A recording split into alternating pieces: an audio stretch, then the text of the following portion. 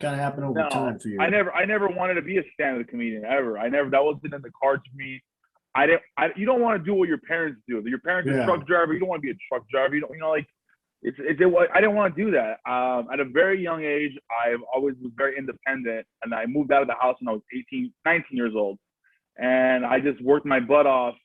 I got a job at T-Mobile, was selling cell phones in a mall, was commission based, really well off, and then I started DJing.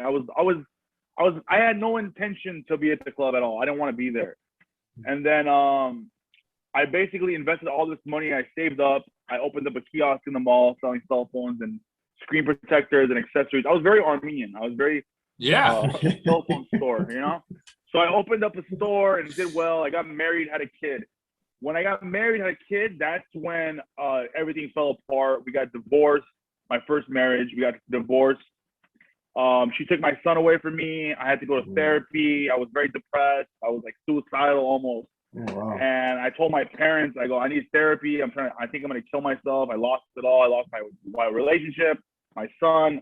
And then my father told me, he goes, you know how expensive therapy is? He goes, go do open mics.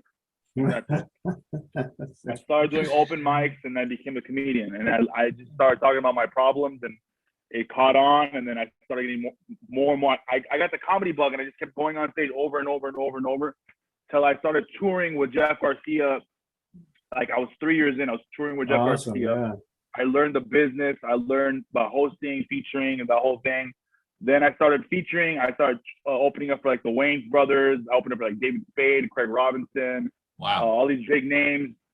And it just became something like that started paying the bills. And I'm like, well, I can make a career out of this. And then I got an agent, and then it just kind of like it exploded a little. And then I competed for NBC and NBC Stand Up for Diversity.